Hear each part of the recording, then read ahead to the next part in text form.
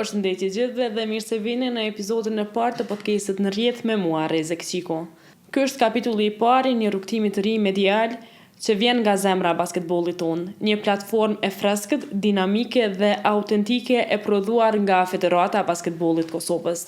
Në rrjet është më shumë se një podcast.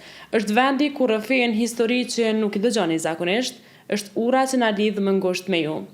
Basketboldarësit, trajnerët, prindërit, lojtarët dhe të gjithë ata që jetojnë këtë sport me shumë pasion. Këtu do të flasim hapur, do flasim për tema të ndryshëm, do sillim zëra të padëgjuar nga tribunat prapaskena e parketi. Do prekim tema që nxisin diskutime. Do të festojmë suksese dhe do ndajmë sfida dhe mbi të gjitha do të jemi në rrjet së bashku. Sot kemi një episod jashtëzakonisht të veçantë. Jemi në kulmin e play-offit të Superligës femrave dhe emocionet sa vinë e shtohen. E kush, përveç një kapitene dhe një kampione aktuale mund të sjellë këto më mirë se Aulona Muhadri. Aulona, mirë se erdhe. Faleminderit, si gjithmonë kënaqësi me qenë mysafire jotja Reze. Tani e përmendëm edhe më herët, jemi në fazën vendimtare të Superligës femra, jemi në fazën e play-offit. Na trego pak a shumë për atmosferën, si po është atmosfera brenda skuadrës.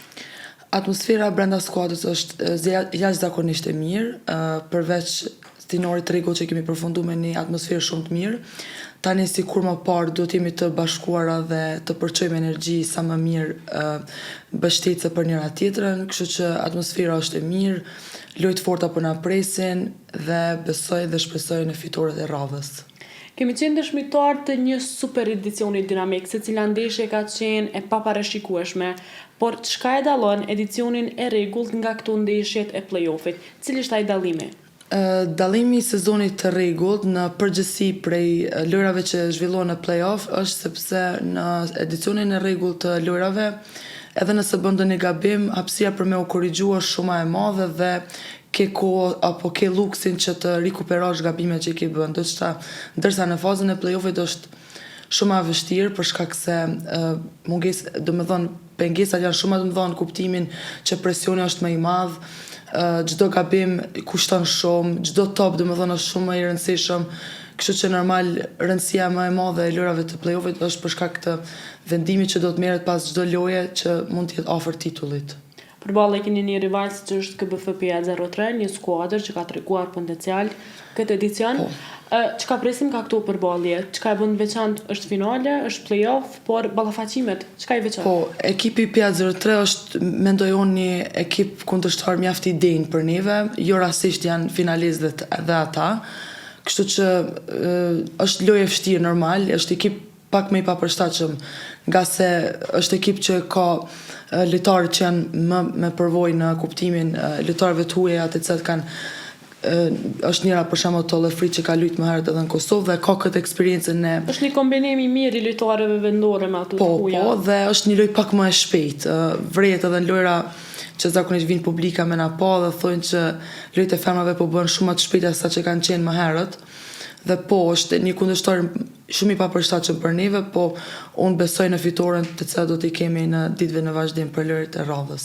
Si po përgatitet ekipa, si është intensiteti i stërvitjeve gjatë kohës së play-offit, apo ndryshon prej edicionit rregullt, apo po vazhdon në ritmin e njëjtë? Intensiteti është po i njëjtë në kuptimin që është kogja e lartë, si stërvitjet po shkojnë në mënyrën e njëjtë, përveç se tash kemi vetëm një kundërshtar. Në edicionin e rregullt normal çdo javë apo çdo 3-4 ditë për shkak të ligës unike, jemi përgatitur për kundërshtar të ndryshëm. Tani vetë se dihet kundërshtari dhe fokusi është vetëm tek ai ekip, kështu që stërvitjet janë me intensitet të njëjtë, por vetë se dihet kundërshtari.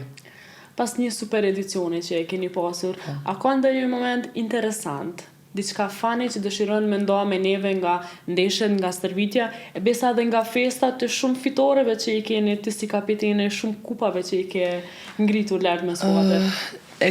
Po mendoj që ka shumë momente dhe këto momentet që janë më fani apo më pozitive në kuptimin që ngjallin të qeshura në ekip, është e mira këtë kësaj sepse ndonjëherë në seriozitet të madh dhe kjo pjesa e të qeshurave duhet pak si momente.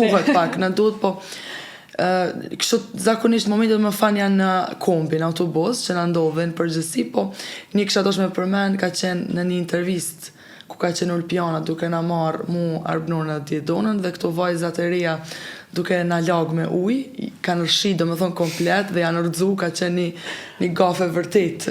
Pe di për cilën pjesë po flet. Auliona, përveç se je kampione, kapitene e bashkimit, një skuadër me namë në basketbollin femror, je dhe frymëzim për shumë vajza të reja që një ditë pretendojnë me u bo Auliona. Na thuaj një mesazh për krejt ato vajza që vinë dhe këqyrin basketboll edhe një ditë pretendojnë me qenë Auliona në parket. Faleminderit shumë Reze për këto fjalë. Me të vërtetë unë ndina shumë mirë.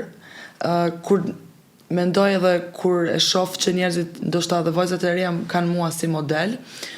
Megjithatë, unë them që nuk ka qenë rruga as pak e lehtë, ka qenë rrugë me uljet dhe ngritjet e saj, por një mesazh apo një thënie kështu ta them që kam edhe për vete është që pavarësisht vështirësive që do t'i kemi gjatë rrugës, asnjëherë nuk bën me u ndal, kështu që sidomos edhe kur je vajzë ose femër në këtë rast, është shumë vështirë me qëndru ndoshta edhe stoike në vendimet që ne i marrim edhe në përditshmëri, po unë po besoj që pavarësisht vështirësive nuk bën me u ndal asnjëherë. Patjetër, pajtohem plotësisht, tash kemi shumë rol modele të cilat në basketbollin ton kosovar, cilat mund t'i ndikim si shembull. Me të vërtet kemi shumë dhe kemi lojtare që luajnë që shumë vite në basketboll dhe kjo është një shembull i mirë për mi tregu vajzave që pavarësisht moshës apo eksperiencës ne mund të luajmë basketboll edhe tutje, domethënë. Çka do dojmë të shihem më shumë në basketbollin femror në të ardhmen në Kosovë? Në përgjithësi kështu nuk mund me pas do një kritik kështu në veçanti, po ndoshta të ketë infrastrukturë më të mirë te basketbolli femror, investimi ndoshta tek trajnerët femra më shumë. Them drejtën, ju keni bën një punë shumë të mirë, tash nuk muj me u anku sepse vizibiliteti në basketbollin femror nuk ka qenë kurrë më mas se sa që është tani. Kështu që unë po mendoj vetëm të vazhdojt në këtë ritëm dhe dal nga dal fokusin në basketbollin femror veç është kthy dhe çdo ditë më shumë po bëhet më i madh. Auliona, e përmende më herët pjesën e vizibilitetit dhe padyshim pajtohem plotësisht me ty që Kosova Women Basketball e ka ndryshuar pak pikpamjen edhe fuqizimin e grave dhe vajzave në basketboll. Ti je pjesë e kampanjës Çikat e basketbollit, si po pritet kjo nga audienca nga jashtë? Çfarë komente, çfarë mesazhe po merr ti? Në përgjithësi ka mesazhe shumë pozitive, për shkak se unë luaj basketboll që shumë vite dhe me të vërtetë ndoshta edhe shumë njerëz duke kanë ditë që luaj basketboll, për shkak se shumë pak kanë bërë mediat në këtë drejtim apo veçanti rrjetet sociale apo mendimin e kësaj kampanjës, ku unë jam zgjedh ambasadore e basketbollit femror dhe unë mendoj që është një hap shumë i mirë drejt fuqizimit të gruas në përgjithësi, po komentet janë prej më të mirave, pozitive, normal, sepse shumë punë të mira bëhen dhe kur nuk shifen ose kur nuk janë në dritën e duhur të tyre, nuk është që mund të marrin ato meritat më të mira të mundshme, kështu që është një hap drejt asaj që ndoshta kemi filluar me mu e do vazhdojmë me të tjera. Ti edhe si mësimdhënëse dhe besoj që kjo pjesa me nxënës tash ka afruar më shumë, po ekspozohesh më shumë si basketbolliste, si po e presin nxënësit këtë pjesë, a kanë ditë, a kanë qenë të njoftuar për këtë pjesë apo tash është më në sipërfaqe? Në vitin e parë kur kam qenë në punë, nuk është që ka qenë shumë e dukshme kjo pjesa e basketbollit, por që këto 2-3 vitet e fundit në veçanti ka qenë një dritë më e madhe tek mua, për shembull nxënësat në përgjithësi edhe kur kam lojë, kur fitoj ose ndaj foto që postohet ose në rrjetet sociale TikTok, Instagram edhe Facebook, gjithmonë të nesërmën më bombardojnë me pyetje sa bukur arsimtare, shumë bukur. Kishte qenë shumë e mirë besoj. Me të vërtetë shumë e mirë sepse edhe fëmijët në moshën që janë, domethënë gjithmonë më shohin mua si një model edhe janë kureshtar të dinë se çka ndodh prapa atyre fotove apo në përgjithësi pas asaj lojës të bukur. Kjo është fuqia e rrjeteve sociale, që po na fuqizon çdo ditë më shumë. Për ata që nuk e dinë, Auliona është pjesë e bordit të shoqatës së basketbollistëve dhe basketbollistëve të Kosovës, por jo vetëm, sepse Auliona ti je pjesë edhe e bordit të Federatës basketbollit të Kosovës. Përveç besoj që është krenari, është kolja përgjithësi barë për ty për zhvillimin edhe të shoqatës, po dhe pjesë e bordit. Si po e pret këtë pjesë, është hera jote e parë? Po, është hira ime e parë, edhe pse më e reja në moshë, kam kuptu tani që jam edhe antare e shoqatës edhe basketbollit, edhe antare e bordit të federatës, po. Për mu, sa do që është krenari, është edhe privilegj, po është edhe përgjësi e madhe, për shkak se unë tash mundona pozitat që i kam me qenë, dhe me thonë edhe proaktive, të kontribuoj në mënyrën time më të mirë që moj.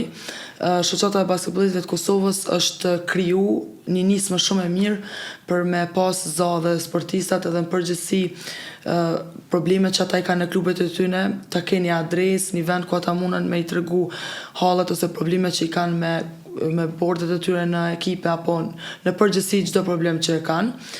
Unë jam e lumtur që unë bashkë me Arbnon jemi 2 femra në bordin e shoqatës basket-bollit të Kosovës, që kemi me të vërtet shumë kontakte të mira, i shkëmbejemi për pasire në atë grupin që kemi kriju neve dhe vazhdimisht jemi kështu në kontakt të rregullt, megjithatë edhe në bordin e federatës.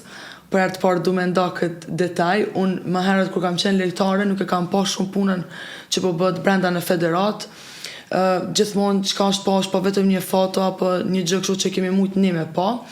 Po tash që jam aty antare e bordit, vazhdimisht jam në rrjedha se çka po ndodh brenda, sa shumë punë po kryhet në federat dhe besoj që mendimi im personal është që është një prej federatëve më shumë të qep llogari në të gjitha ato çka i bën. Kështu që kjo ka shumë rëndësi për një federat që të jetë sa më transparente për ato që i bën. Knasi për neve me ndëgju këto fjalë nga ana jote. Kemi pas përfaqësuesen e Kosovës verën e kaluar duke marrë pjesë në Small Countries. Performanca jo në nivelin që kemi pritur ne, po çka mendon që duhet pasur parasysh nga personat përgjithshëm në federat për përfaqësuesen për vitin e ardhshëm? Çka na mungoi vitin e kaluar? Përveç se fati nuk ishte pak në anën tonë, sepse bëm një gabim pak në lojën e parë që e kishim, sepse ishim prej 5 ndeshjeve kishim 3 fitore dhe 2 humbje, por kjo nuk na ndihmoi shumë që të arrinim ato ambicie që i kishim, domethënë për këtë garë në Small Countries, por është pak problem tash këtu ta gjejmë një fajtor ose të mundohemi të gjejmë gabime, sepse ne po flasim për një kombëtar ose përfaqësuese që me të vërtetë është e re, edhe i mungon. Tash si anëtar e bordit të takon edhe propozimet, kështu që po presim diçka konkrete nga tereni. Konkretisht them drejtën, unë mendoj që mungon shumë ajo dashuria ose vullneti i madh për me fitu.